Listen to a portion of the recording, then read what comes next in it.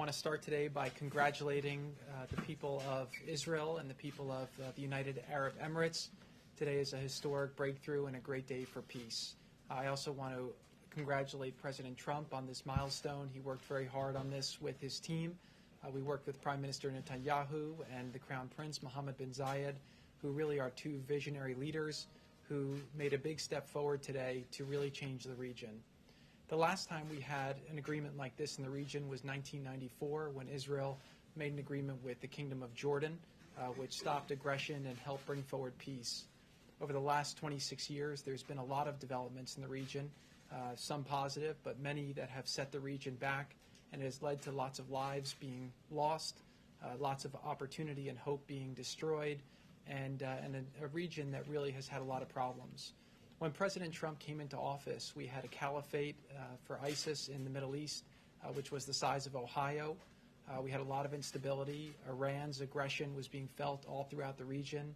A lot of their proxies were very well funded and causing instability in Yemen and in Syria and in other places.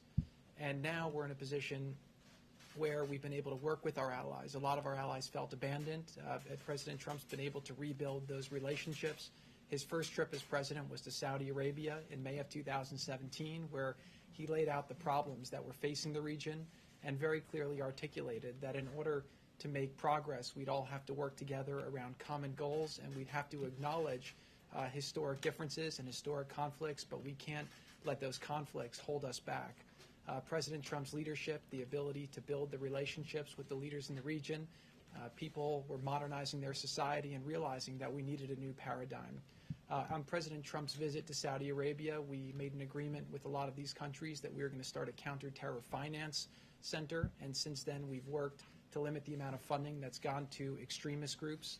We worked with Saudi Arabia, which is the custodian of the two holy sites, and we worked with them to do a counter-extremism center to combat online extremism, and that's made a big difference because you can't solve the short-term problem without taking on the long-term fight.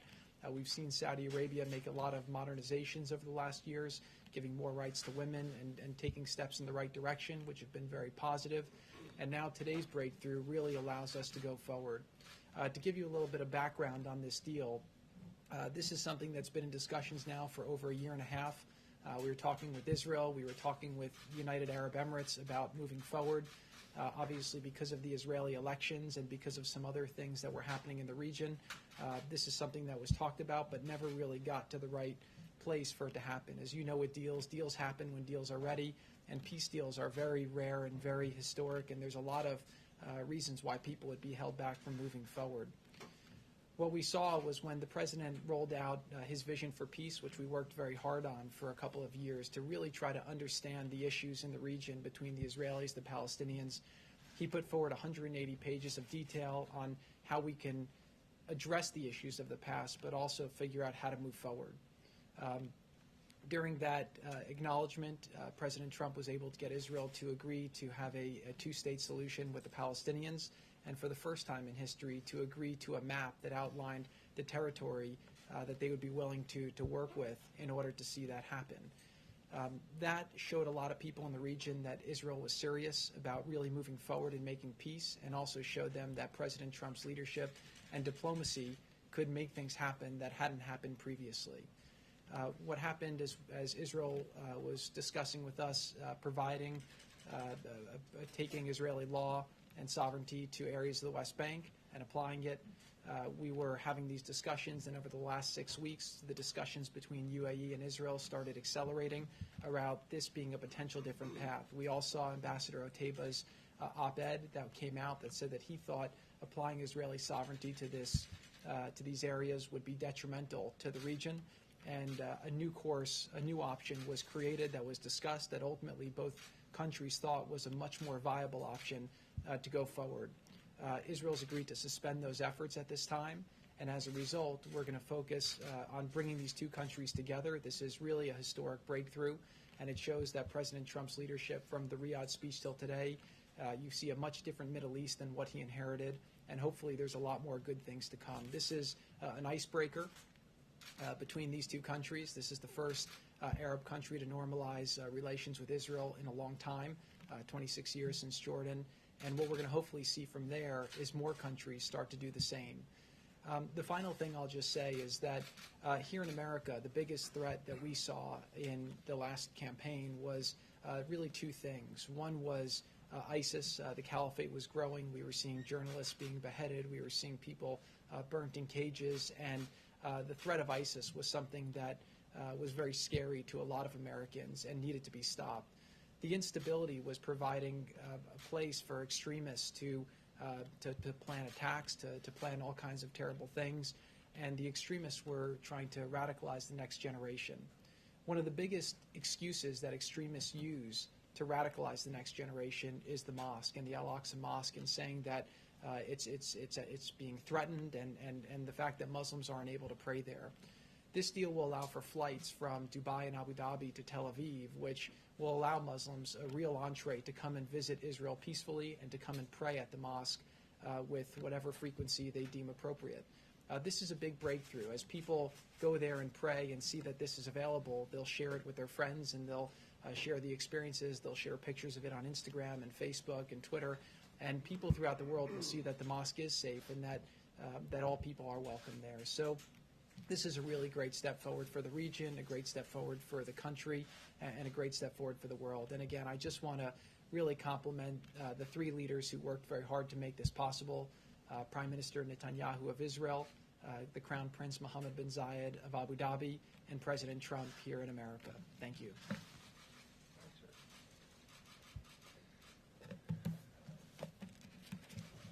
So thank you to Jared for that summary, and it's been extraordinary work by a number of fine diplomats working under President Trump's leadership to arrive at today's outcome.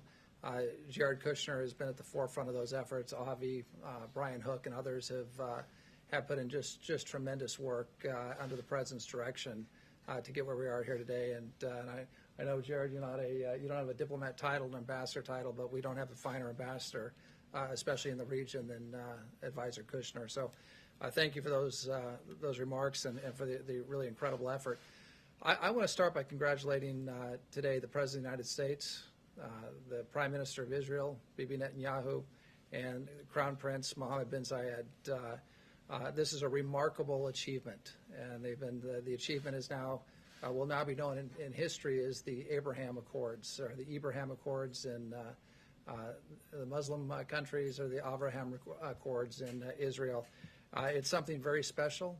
It's something that doesn't happen very often. Very few of my predecessors as National Security Advisor have been able to come to this podium to announce a peace deal in the Middle East. It's a very rare thing.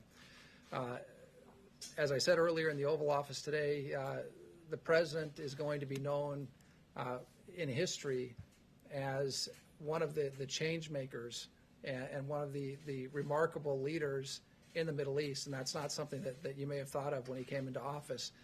But one of his very first steps was repairing our relationship with Israel, which had been badly damaged, especially in the last month of the prior administration. The President did something that was unheard of. Many presidential candidates going back 2 decades had promised if they were elected, they would move the United States Embassy in Israel from Tel Aviv to Jerusalem.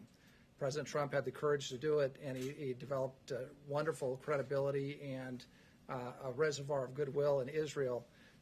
He recognized the Golan Heights as being Israeli territory and took those away from a very what could have been a very destabilized situation that we've seen develop in Syria. He destroyed the physical caliphate of ISIS, which Jared had said was the size of Ohio. It stretched across the Middle East, and terror reigned because of the caliphate. He brought justice to al-Baghdadi, who had killed so many Americans, Sotloff and Mueller and Kasich and Foley. He'd put maximum pressure on Iran and cut off much of the terrorist funding that was going to proxy wars in Yemen, in Hezbollah, in Lebanon, in Syria, and throughout the region. And today we have the Abraham Accords. And he's brought peace to the Middle East, at least peace between the UAE and Israel. And what I have said is the President is often known as the greatest deal maker, and he wrote the book, The Art of the Deal, and he's considered a great deal maker, which he is. But I think history is going to remember the President for being a great peacemaker. He brought peace to Israel and the UAE. He has signed his diplomats signed a historic accord in Afghanistan. I want to remind people that we haven't had an American casualty in combat in Afghanistan since February 29th. He used his offices and his pressure to stop Idlib from being overrun in Syria, and brought a ceasefire agreement when Turkey had invaded northern Syria. A lot of people said that when he came into office that there'd be war in North Korea, but through personal diplomacy, has kept that situation from turning into a kinetic event. So it's really remarkable, I think, when you step back and take a look at what this president has done on the peace front. And it wouldn't surprise me. It'll take some time in this environment, but it wouldn't surprise me if the president's eventually nominated for a Nobel Prize for today's work is an example of why he would be rightly considered and should be a front runner for the Nobel Peace Prize. So I also want to compliment the courageousness of Mohammed bin Zayed, the Crown Prince. You know, there have been two other great Arab leaders, King Hussein in my lifetime, King Hussein and Anwar Sadat, who made peace with Israel.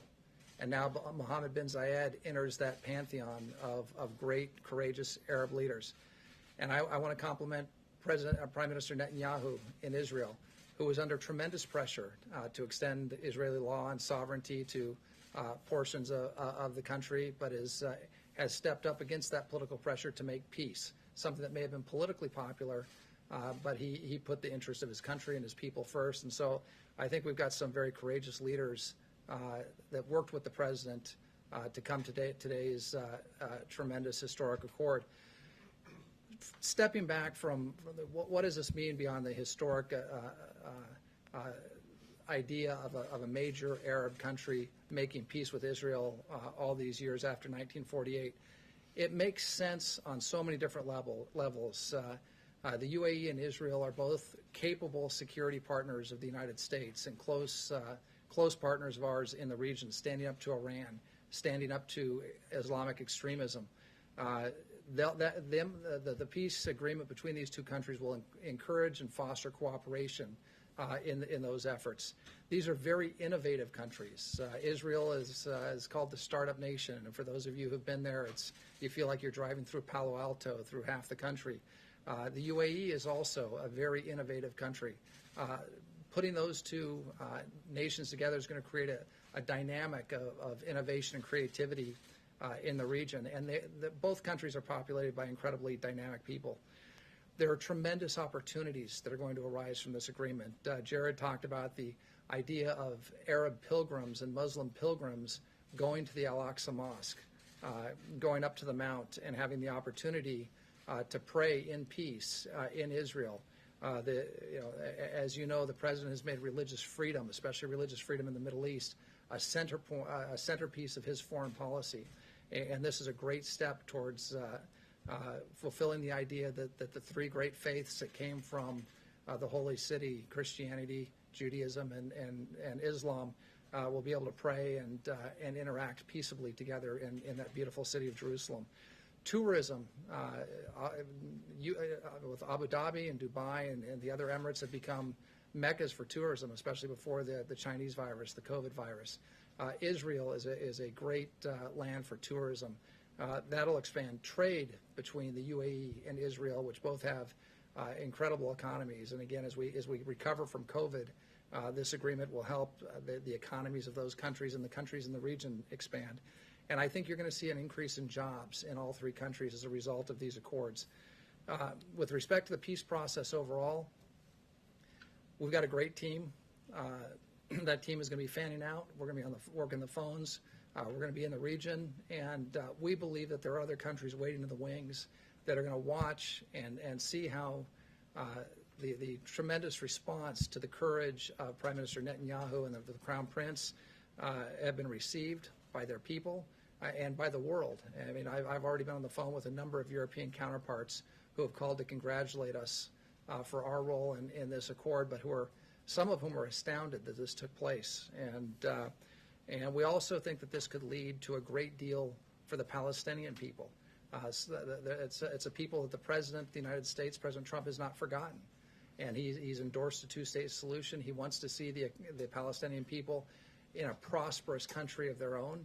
And the groundwork has been laid for that. So I think we'll be working very hard on those efforts in the coming months and year. So again, today is a great day. It's a great day for the people of the UAE. It's a great day for the people of Israel, for their leaders. And it's also a great day for the United States of America as we played a role that we've traditionally played throughout the world in coming in to mediate in difficult situations and achieve peace and achieve prosperity for our friends and neighbors. And again, I'm honored to be a part of the President's team on this. And again, we'll end with congratulations to the President for his leadership, and again to Prime Minister Netanyahu and Crown Prince Mohammed bin Zayed. Thank you very much. Start with Steve. Israel agreed to suspend its annexation plan on the West Bank. So the suspension will last. It's going to take a while for these agreements to get fully enforced and to go. And I think that right now the focus that Israel is going to be applying is towards building this relationship. The opportunities that are now created because of this, from an investment point of view, from an innovation point of view, from a health point of view, from a tourism point of view, and most importantly to both countries from a security point of view, are very robust. And I do believe that for the foreseeable future, you're going to see both countries focusing on that. I also think that Israel sees a lot of exciting opportunity in doing what's being done today with other Arab and Muslim countries as well. So that's really going to be the focus as to where we're going to be working with them. And one thing I also want to do is acknowledge the tremendous team that's worked on this to date. Obviously, Secretary Pompeo has been leading the efforts. The Vice President's been very supportive. And then obviously Avi Berkowitz and Brian Hook have been just tremendous along the way, both to get to today and also in the steps that will likely come forward. So. Thank you, Jared. This is already, you guys are touting this as a good step forward, but the Palestinian officials are already out criticizing it. If they aren't on board, how is this a good peace deal right now? Right. So, look, they have a fairly predictable response that we've seen time and time again to all types of things that help make their people's lives better. Let's just focus on the facts of what's happening, and let's focus on how to push things forward. We laid out a 180-page, very detailed plan that we got Israel to agree to negotiate on the basis of, that invests $50 billion into their economy, that allows them to double their GDP over 10 years, that can create 1 million new jobs, help their people have a much better standard of life. We also got Israel to agree to have them have self-determination, have a secure environment, and then in addition to that, figure out how to get the right land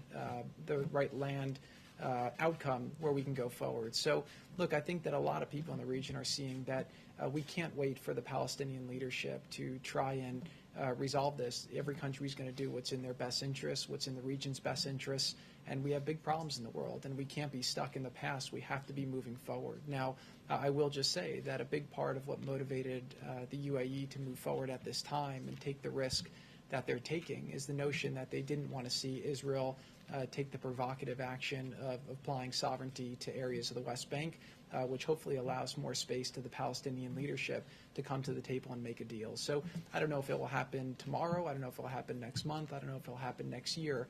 But at some point, I always learned with deals that there's a thing called gravity. And right now you're in a situation where Israel has said that they're open to making peace. A lot of people in the region have supported the vision that the president laid out. One thing you've seen with the president, he's a deal-making president, right? And part of being a deal-maker is not always showing your cards. Again, we were able to hold this quiet until this morning when we announced it. The president's had a very robust strategy for the Middle East that we've been executing piece by piece, day by day. And we've seen things have been getting better, problems have been getting resolved. The president's been taking things off the table, slaughtering sacred cows that were holding people back. And so if you kind of look at the snapshot today and you look back at the snapshot of where the president was when he started, you have a much different Middle East, and that's not by accident. So I believe over time we're going to continue to ask ourselves two questions with that conflict. Number one is, are we doing things that allow Israel to be more secure versus less secure for the Israeli people? That's America's strongest ally in the region.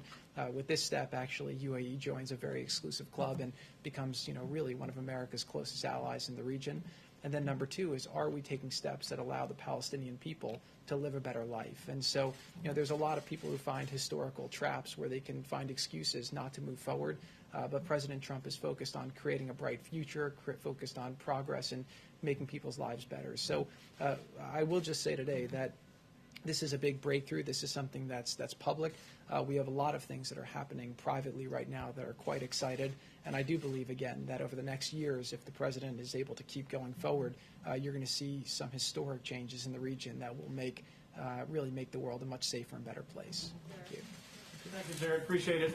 Just actually want to ask you, Advisor O'Brien, you mentioned Anwar Sadat, and I'm just curious, do you see or envision sort of a Sadat, Begin, Carter picture, a moment like that for the leaders? Because that's something I think people remember. I want to say it was 79, but going all the way back then. Right. No, I think we will have a formal signing ceremony at the White House, and we'll have to see who comes from the various countries. But I would expect that Prime Minister Netanyahu will be here, and either the Crown Prince or one of the other princes would likely be here in Washington. And I think it'll be a great day, and really.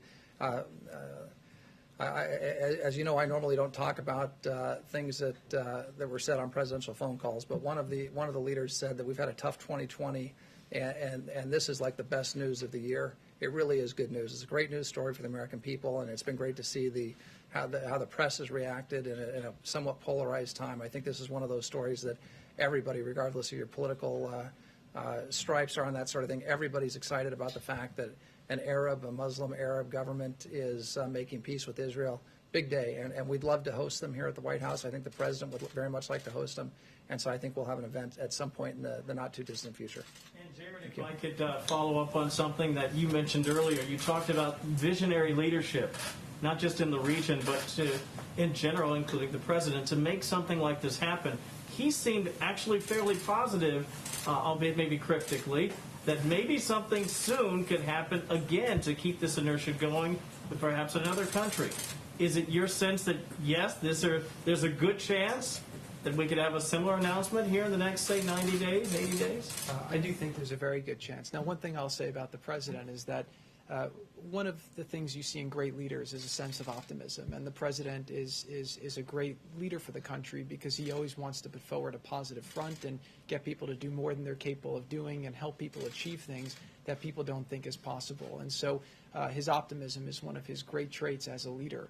I will say here that we have had several discussions. Obviously, we kind of stopped those discussions because this one looked like it was going, and it was very important to the United Arab Emirates to be the first. They wanted to make history and do it, but we do have several more that we've had discussions with, and now we'll continue those discussions to see if we can continue to move forward more. Look, at the end of the day, it's an inevitability, right? People in the world want to move forward. The Middle East has to stand on its own 2 feet. We have some great allies there. We'll continue to work with them and help them, but we'd like to see a security architecture and an economic architecture there where people have the safety and ability to live a better life, to have jobs, to have prosperity, and people need to believe that their children can have a better life than they can. And once that happens, people will choose a job over some of the other less good areas that they're being tempted to go to by the extremists. Thank you. Thank you. Couple of questions. First, you mentioned the flights. Can you tell us how quickly you expect to actually see those flights begin, embassies to open up, and to what extent is this strategy, in part, strategy and hope that Iran will be further isolated? I think Iran, if they want to move forward, again, the president's been very clear. He's not going to pay for a meeting, but he's always happy to talk to people. And that's part of him being a deal maker, and that's why, again, he was able to make this deal. He was able to make the deal for the OPEC Plus. He was able to make the U.S.-Mexico Canada deal. He was able to make the Japan trade deal, the Korea deal. We were able to get the FIFA 2026, the Olympics 2028. The president's a deal maker, so he'll always be flexible. I do think, though, seeing the two of the best militaries in the region come together should be something that people take note of, because it shows that, again, people are figuring out how they can optimize. And I do think that Iran has benefited from kind of dividing and conquering. Through their proxies, they've tried to create instability, and they've tried to have the Middle East divided, which is why they've always taken advantage of the Palestinian issue, and they've tried to stoke fear around that issue, and they've used it to keep people from joining together with Israel. You know, no Israelis ever killed an Emirati, right? There's not that hatred between the people, which is why there's no sense. So I do believe that we will start seeing interactions very quickly, and that both countries are very motivated, both from an economic point of view, from a tourism point of view, from a health point of view, from a technology point of view, to start moving forward quite quickly. Very, very quickly, if I could just follow up with you. You've been in the headlines recently. Just to give you the opportunity to respond, can you tell us why you were meeting with Kanye West? Did you discuss the election at all in any capacity? Yeah, so Kanye's been a friend of mine for, I know, about 10 years, and you know, we talk every now and then about different things, and we both happen to be in Colorado, and so we got together and we had a great discussion about a lot of things. He has some great ideas for what he'd like to see happen in the country, and that's why he has the candidacy that he's been doing. But again, there's a lot of issues that the president's championed that he admires, and it was just great to have a friendly discussion. Thank you. Just to follow up on Steve's question, Netanyahu just did a live address tonight, and he said, we received a request to wait temporarily on annexation from President Trump. He said it's a temporary postponement. It is not removed from the table. I'm telling you that. So how long is temporary? Because you said it could be a long time. And did you get guarantees that they will adhere to that? Somewhere between a long time and a short time. That's what temporary means. But that's important for them to know how long temporary is. He's saying it's not off the table. It's not canceled. It's only being postponed. Look, our discussions with the Prime Minister have been very extensive over the last 3.5 years. We have a lot of trust between Israel and America. We've done a lot of historic things together. The people of Israel trust President Trump to make the right decisions that are in the best interest of Israel's security and prosperity. And obviously, Prime Minister Netanyahu and President Trump have a very close relationship. I believe that they will not take action to move forward unless we have an understanding between America and Israel that it's the right action at the right time. And again, you know, it's not like a binary thing to move forward or not. There's a lot of details. There's a lot of things that need to be considered. And we had a lot of those discussions over the coming months, and then obviously put those discussions on hold as this came about. So I imagine at some point in the future this is something that will be discussed. But today's a great day. This is a big breakthrough. This is a game changer for Israel. It's a game changer for the Middle East, and it's a game changer for the world. So I think for the time being, people are going to focus on that and focus how to optimize from that tremendous opportunity. Yes, if I could follow up on this. Did you discuss his campaign with Kanye West? We had a general discussion more about policy. Jared, let me ask you about a different deal, one here in Washington. Democrats, Republicans are $2.5 trillion apart, it seems. From your view, do you believe it's possible right now of a Phase 4 deal coming together? Working with President Trump for the last 5 years on the campaign and through government, I would just say that with President Trump, anything's possible. So you never know. The president's accomplished a lot of things that people thought would never be accomplished. And but to comment specifically on the deal, I'll leave that up to the negotiators. Since we seem to have exhausted questions on this topic, I'm going to pass it back to Haley. Thank you. Earlier, this is part of the deal of isolating Iran. The administration recently revised a UN Security Council resolution to extend the arms embargo on Iran. It is now shorter. It's lost a lot of tough language on Iran, but still, there's still a danger of veto from Russia and China. So some observers are saying that the administration is risking losing face if you can't get support over this deal. Can you comment on that? Well, the first thing is we're always going to do the administration is always going to do the right thing, and President Trump is always going to do the right thing, whether it's losing face or there's a Russian veto or a Chinese veto. If the Chinese or the Russians veto the continuation of the arms embargo and want to start sending arms to Iran and destabilizing the region, that's on them, and that's not on us. So we're always going to take the position, the right position, and not worry about what the Russians or what the Chinese might do at the UN. If we did that, if we worried about that all the time, we'd get nothing done at the UN. We also have other tools that we'll use to deal with Iran to make sure that arms don't flow into Iran, that there's not further destabilization of the region. There are tools that we can use diplomatically, and there are other tools that we have. And nobody in the region wants to see Iran on the receiving end of a bunch of Russian MiGs or Chinese missiles or Chinese drones. The region's made that very clear. We've made that very clear. Israel's made that very clear. So I don't think that's in the interest of anyone in the world. It's not in the interest of global peace and security and prosperity. So we're going to continue to prosecute our case at the UN, and we're going to hope for the best. I hope the Russians and the Chinese do the right thing. They should do the right thing. And if they don't do the right thing, well, we've got backup steps that we'll take. Whether you also put the snapback option? Snapback's certainly one of the tools that we could use, and that's something we're looking at very closely. And it wouldn't look, what we're focused on right now is the vote to extend the arms embargo. We'd like a clean rollover of the arms embargo. We'd like to see our allies get behind it. We'd like to see the Russians and Chinese get behind it. I just can't imagine any leader anywhere in the world who thinks it's a good idea to put advanced armaments in the hands of the Ayatollah and his regime, especially in today's Middle East. I mean, that just makes zero sense whatsoever.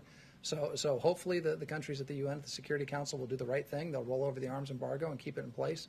But if that doesn't happen, we'll take steps necessary, and one of those steps could be snapback. Thank you. Thank you very much to Senior Advisor Jared Kushner and Ambassador O'Brien. And I will take a few of your questions on other matters, if you have any. Yes, Deborah. Oh, thank you, Kayleigh. The President has written memoranda that give 5 states 100% of reimbursement for their National Guard costs dealing with the coronavirus. A number of governors are trying to get on that list too, including Nevada Governor Steve Sisolak. Have you had a chance to set up a time for them to talk? And the National Governors Association says that the criteria for being one of those states that gets 100%, not 75%, aren't clear. Can you tell me, how do you make the cut where you're 100% and not 75%?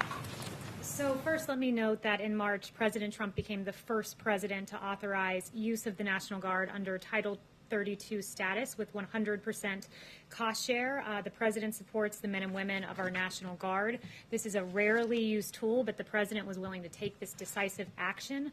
75% of the cost share is still giving states tremendous, unprecedented support.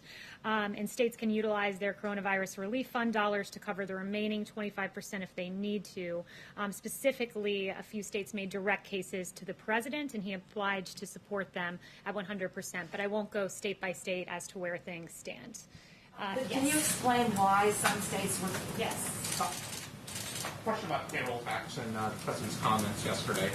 What did he mean by when he said he was going to terminate the payroll tax? And a secondary question, if he's reelected, what should Americans believe about his commitment to Social Security? Yeah, he has unwavering commitment to Social Security, making sure that it is fully funded and that our seniors are taken care of. I've heard him express that privately and publicly a myriad of times. What he was meaning yesterday is that he wants permanent forgiveness of the deferral. He's, of course, deferred the payroll tax to the end of the year, and he wants to make that a permanent forgiveness of the deferral come next year, because it's very important for specifically low and middle income Americans, since it's a regressive tax. In the long term, though, does he think that the payroll tax should go away? The president's very clear on this matter that he wants a permanent forgiveness of the deferral. That's as far as he's gone, and he's gone even further to say he's going to make sure that Social Security is fully funded. Yes. Yeah. The lead, and then we'll go to you. Okay, so you voted by U.S. mail. The president has voted by the U.S. mail. Many of his top people have voted by mail. Why is he trying to prevent ordinary Americans from voting by mail? So first, let me note, I've voted absentee. The president's voted absentee. He's always been for voting absentee for a reason.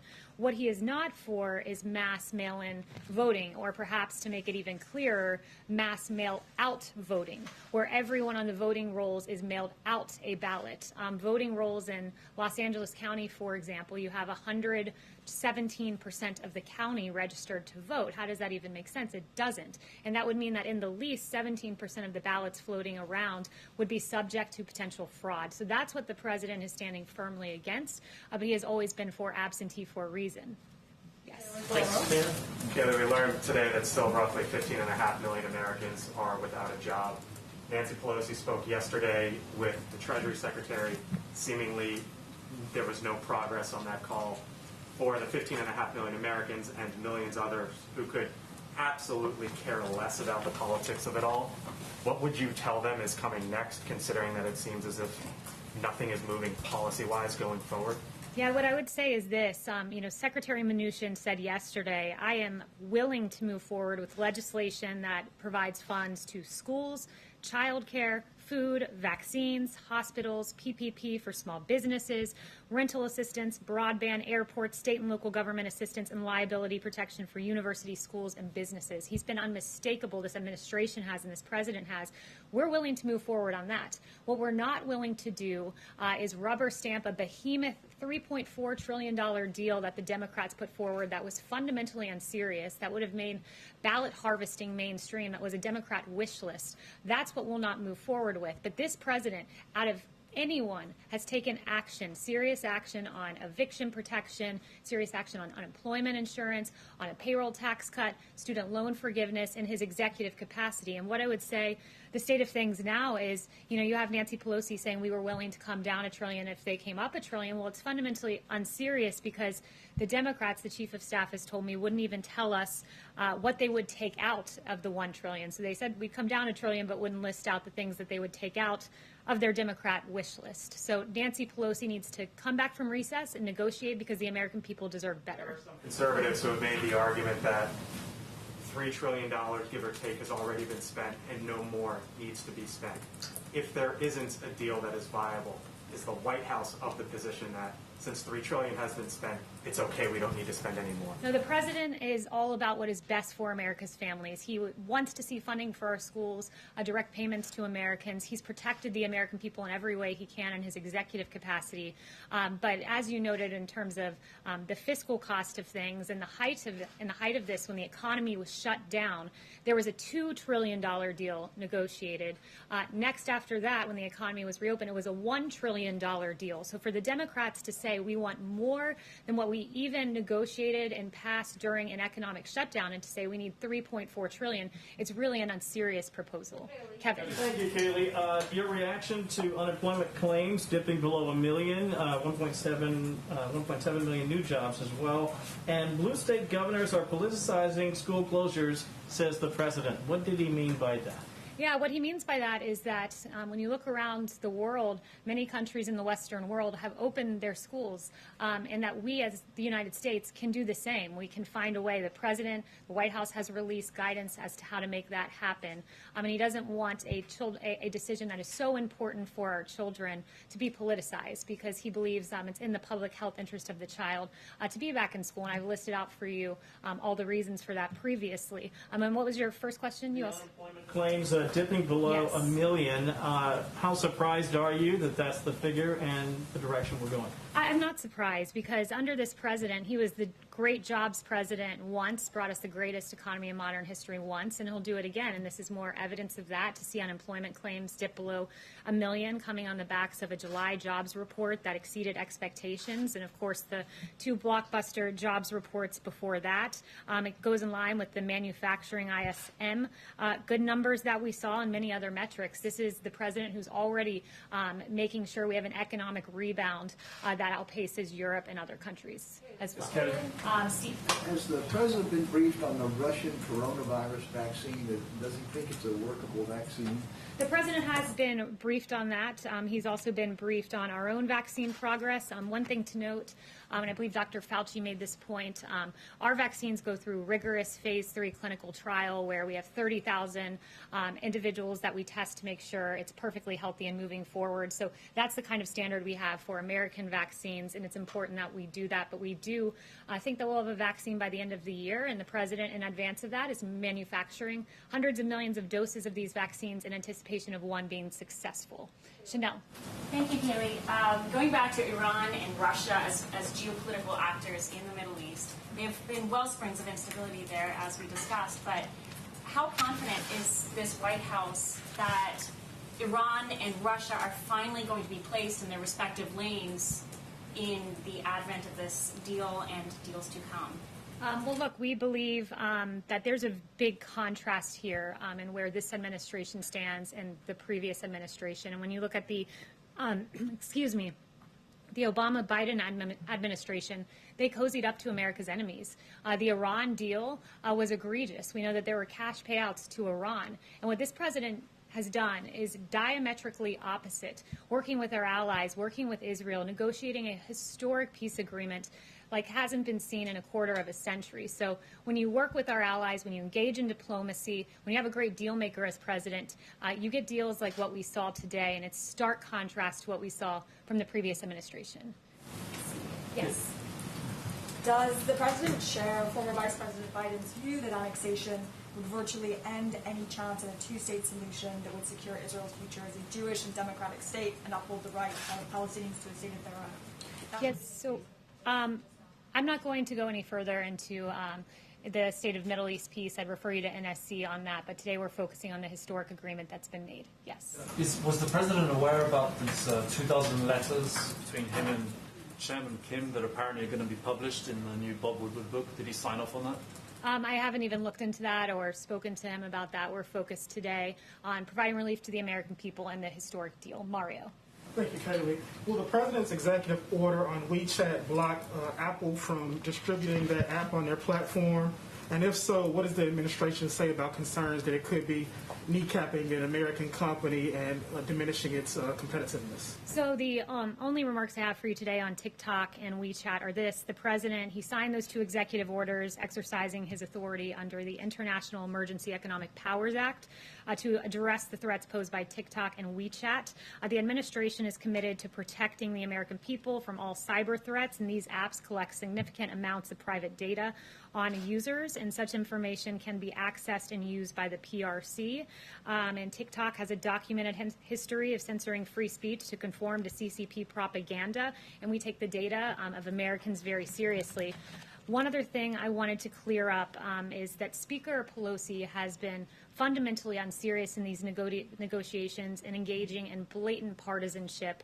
One thing she said recently is that she needs $3.5 billion with a B for election funding. That is a fundamentally unserious ask for this reason. I talked to the Office of Management and Budget.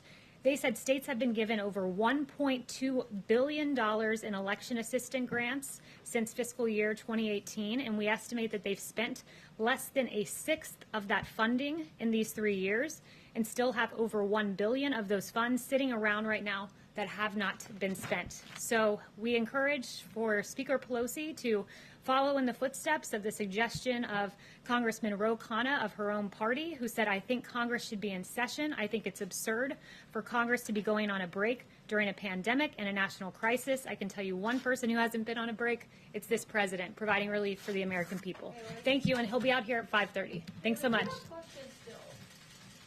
Kristen and I still have questions, Kayleigh.